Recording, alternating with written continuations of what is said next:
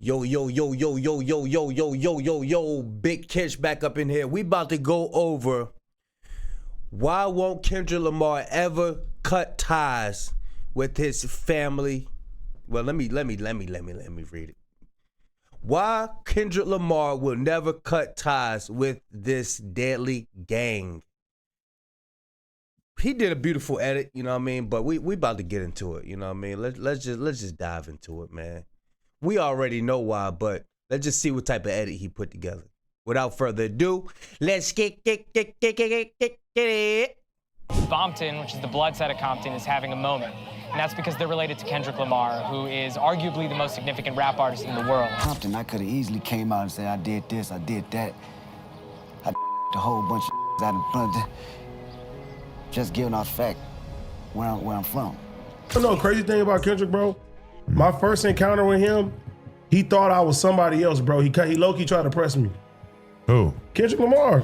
Many artists, Kendrick Lamar, known early on as K-Dot, has experienced several significant transitions in his lifestyle and environment. Starting off as this innocent, good kid in a rough and dangerous city, he eventually became affiliated with one of the most notorious Pyro gangs in Compton, California. Fast forward to today, he's a global superstar with an impressive 17 Grammy Awards under his belt, the latest being for his album Mr. Morale and the Big Steppers, which won Rap Album of the Year. First and foremost, I want to thank my family for giving me the courage, you know, and the vulnerability to share these stories and share my truth with this album. Despite his success, there's always been this persistent question among his fans. Did Kendrick really gangbang? Was he actually from the West Side Pyro? And did he catch a body during his younger days? Let's dive in and see what's what. K-Dot is often seen surrounded by a crew filled with a lot of reputable blood members. This can be clearly observed in several of his music videos and interviews, including a notable. I don't care whether he gangbanged or not. Like that's not intriguing to me.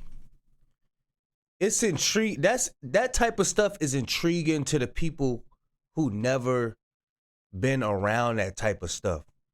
Who was so secluded from the, you know, from the street lifestyle and all of that. You know what I mean? I don't care about that. I just look at the positivity and the work that he put in. You know what I mean? I don't glorify that stuff, man. So no, all fans ain't worried about that.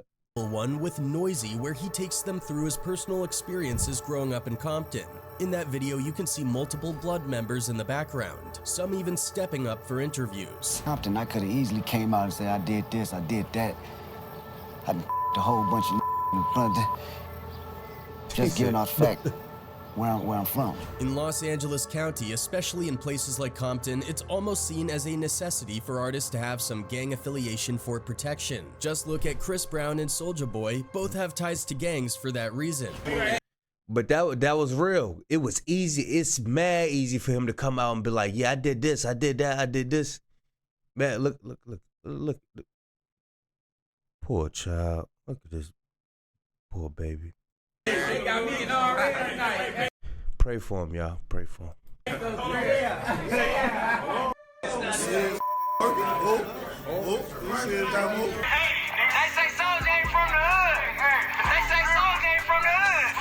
Get off me, though. To the bottom of these rumors about Kendrick, we need to go back to his early days in Compton. Kendrick Lamar's upbringing sheds a lot of light on his connections to the West Side Pyro and Compton in general. Kendrick, born and raised in Compton, ended up in the city almost by accident. Back in 1984, 3 years before Kendrick was born, his father, Kenny Duckworth, was allegedly involved with the Gangster Disciples, a notorious Chicago-based street gang known for their... I don't know. I ain't know that. But he did say allegedly. I ain't know about that, though. Deadly ways and numerous enemies. These guys were hardcore with snipers on the rooftops in Chicago. Imagine trying to navigate through all those tall maze-like buildings. It was basically a death sentence. Kenny and his wife knew they needed a fresh start, so they decided to leave. After an ultimatum from his wife, they hopped on a train from Chicago to California. They thought they were leaving behind a life of constant danger, heading to the Sunshine State for a better life. They hoped for good weather, a new community, and the glamour that California was known for. They got all that, but not exactly how they imagined. When they arrived in Southern California in the 1980s, the area was a complete war zone due to the massive gang activity.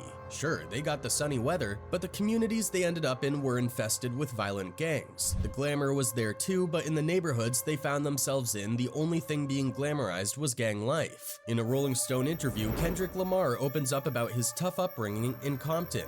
He recalls how his auntie Tina helped his parents out by putting them up in a hotel until they could find their footing. Kendrick's mom landed a job at McDonald's, and after 3 years of living out of cars, motels, and even a local park, they finally scraped together enough money for their first apartment. That's where Kendrick was born. Growing up, Kendrick's family was on welfare and lived in Section 8 housing. He also figured out pretty early on that his dad was still hustling in the streets to make ends meet. Plus, several of his mom's brothers were Compton Crips. So from the moment he was born, Kendrick was surrounded by gang warfare and violence. Whether he liked it or not, he had to navigate through all this chaos just to survive. In that same interview, Kendrick paints a vivid picture of his childhood. He talks about a time when he was riding with his dad down Bullis Road and saw people running and smoke rising in the distance. They stopped at an AutoZone and his dad went in and came out with 4 tires. Kendrick knew his dad didn't buy them, so he was puzzled about what was going on. He later realized he was right in the thick of the 1992 riots, witnessing the chaos firsthand without even knowing it. He said his pops went into AutoZone, came out with 4 tires. God dang. Now you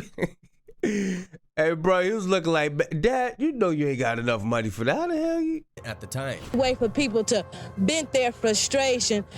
And yet, what we have seen seemed more a I'm gonna give you some tires, shit. colorblind orgy of wrecking and taking. What has happened to people? The tension in Los Angeles during the riots was intense. Media coverage was non-stop, showing just how wild things got in the city.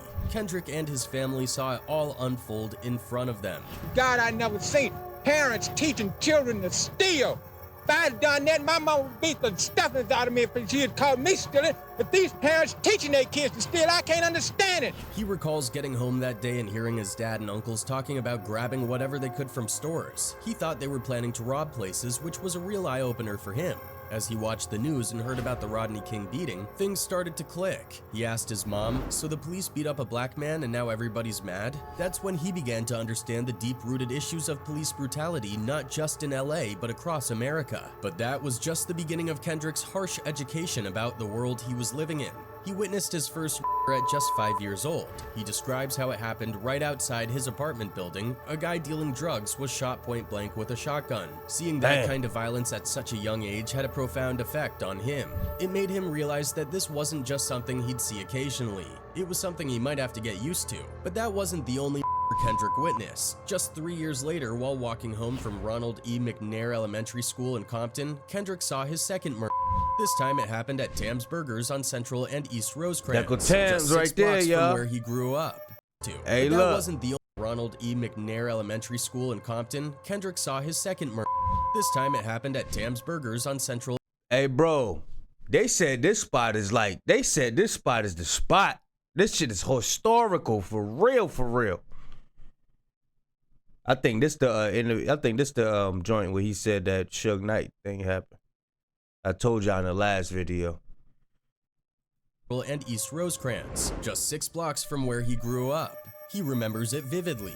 8 years old, walking home from McNair Elementary School. Dude's in the drive-thru ordering his food and a homie ran up, boom boom, smoked him. Tam's Burgers has always been a popular spot for locals in Compton, but it's also notorious for being a— Hey, that sound like a scene off Menace to Society. What was it, boys? Yeah, it was Menace to Society. hotspot for violence. It's the same place where Suge Knight ran over and Terry Carter in 2015. A new and disturbing video that will impact the murder case against media mogul Suge Knight. The video obtained by TMZ shows the January 29th incident where Knight's That's truck Suge Knight right there. runs over the 2 men. But Tam's isn't the only place with a reputation for violence. From the 1980s all the way up to the mid-2000s, Compton was known as one of the most dangerous areas in California. When Kendrick was 8, the same age he witnessed his second the murder rate in Compton was a staggering 81.5 per 100,000 people. To put that in perspective, New York City, which is often thought of as a dangerous place, had a rate of just 2.2 per 100,000 people around that time. Even Chicago, which has a modern reputation for high crime rates, had a rate of 8.52 per 100,000 in 2015. These days, Compton is not as wild as it used to be, but it's still definitely not a place to mess around in. There are multiple reasons why Compton has such a reputation for violence, but the biggest one is money, or rather the lack of it. Even now, the per capita income in this part of Los Angeles is just over $15,000, which is a far cry from the $58,000 US average. So, for Kendrick Lamar, the violence was an unrelenting part of his life growing up. When he was just 15, Kendrick got beaten down right in front of his mom at the Avalon swap meet. Another time, his mom found a bloody hospital gown among his clothes. Kendrick tried to be secretive about it, but he eventually confessed that he had been in the ER with a young friend who got shot. There was also a moment when his mom, Paula, found him curled up and crying in the front yard. She thought he was mourning his grandmother's death, but Kendrick later admitted he had just been shot at. Things hit a real low point when the police knocked on their door accusing Kendrick of being involved in a neighborhood incident. His parents, fed up and scared for his safety, kicked him out. After that, Kendrick went to stay with friends who were even deeper into street life, many of them already being Westside Pyru members. Even at an early age, Kendrick was heavily involved in making music. He dropped his first mixtape, Young in Charge, on June 17, 2003. This mixtape caught the ear of a lot of locals, including his first official label, Top Dog Entertainment. Mixtape Young in Charge on Man, that AI be doing what it want to do, boy. That AI. Hey, y'all need to go over y'all videos, man, when y'all do that AI, man. June 17, 2003. This mixtape caught the ear of a lot of locals, including his first official label, Top Dog Entertainment. Although he released another tape titled Training Day, which also showcased his musical talents, the streets still had a strong hold on him. We know Kendrick was surrounded by gangs, but let's dive deeper to figure out if he was actually a gang member. Some of his closest friends were Westside Pyru members like Lil L. Nah, I don't want to know it. Like, I don't glorify that. You know what I mean? Y'all let me know what y'all think of the video, man. Yeah. It was a nice edit though. I like the edit. That was dope. You know what I mean? Yeah. Big Kish signing out. I'm gone, man.